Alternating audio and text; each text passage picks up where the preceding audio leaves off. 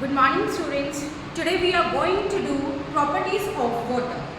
As we know that the living things need water to live for their survival. Here you can see that there is one activity, fish. Fish is here. As you know that fish also needs the water to live.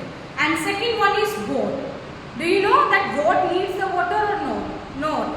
Because boat does not need the water because boat is a non-living thing. Next one is plant. Plant also needs the water to live. And on the fourth is chair. Chair is also a non-living thing. And next is boy. Boy, yeah, human beings need water to live. Next is book. Book is again a non-living thing. And the cat. Cat needs water to live. And on the 8th number is pencil. And pencil also does not need the water to live. Now we know that water is very important for all living beings. It is necessary for the survival and growth of plants and animals. Without water, no life exists. And only 2/3 of the water is present on the earth for drinking, for washing, for bathing.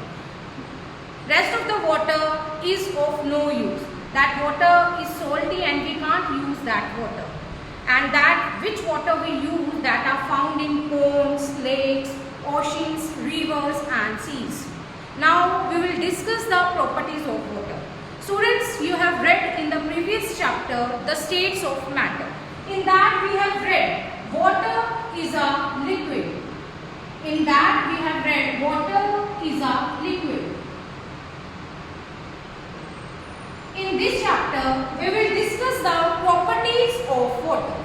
Now, our first property is water is a transparent. Water is a transparent. As I have a water in a beaker, as you can see.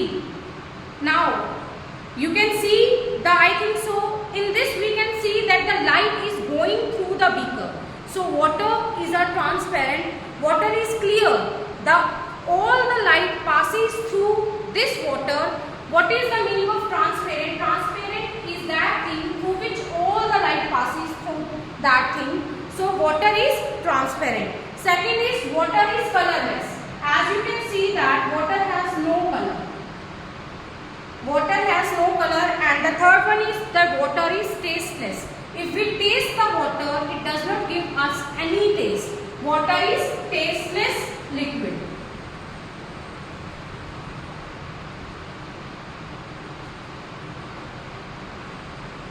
If I have a clear water with me, then the water has even no smell also.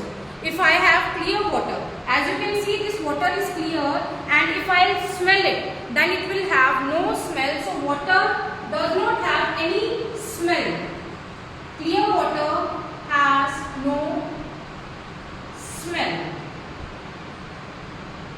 Now, the second point is water occupies space. As you can see in the beaker, that water has occupied the space. If I put this water in the another beaker, then it will occupy this space also. So, water occupies space. And the next one is that water takes the shape of the container. If I put the water in this container, then it has taken the shape of this container. If I again put in that another container, then it will take the shape of another.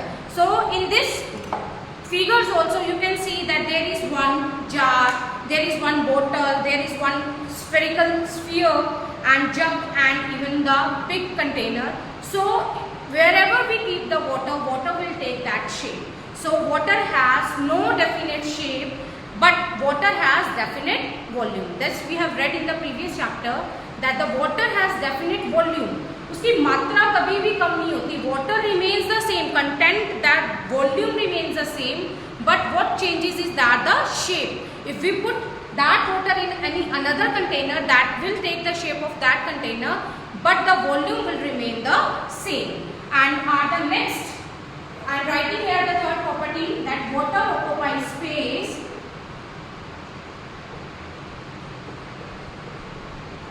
Water takes the shape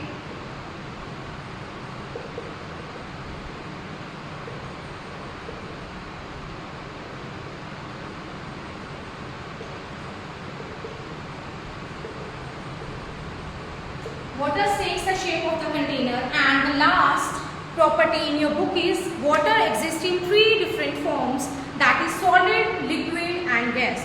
As you have read in the previous chapter also that there are three states of matter, solid, liquids and gas. Now again water also has three states of matter, solid, liquid and gas. In solid it exists in the form of ice, and in liquid it exists in the form of water, and in the gas it exists in the form of water vapor or in the form of steam. Now the solid state of water is ice, the liquid state of water is water, and the gaseous state is water vapor or steam. Now water changes from one state to another on heating and cooling. If we heat the water or if we cool the water, then it changes its state. Let's see.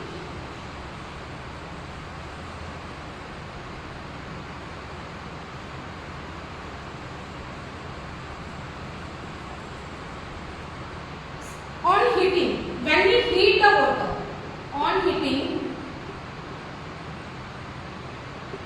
when we heat the water,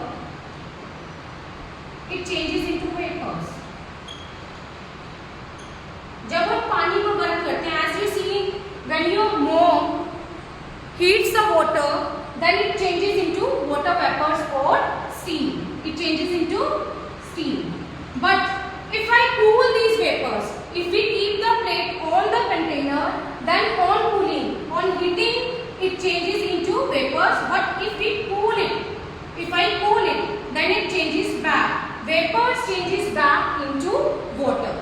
When we cool the vapors or steam, then it changes again into water.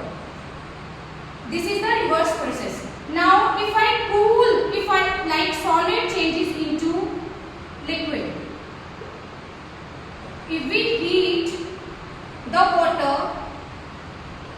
अगर हम बर्फ को melt करेंगे, then it changes into water. So when we melt the ice on the room temperature or we heat, then it changes into water.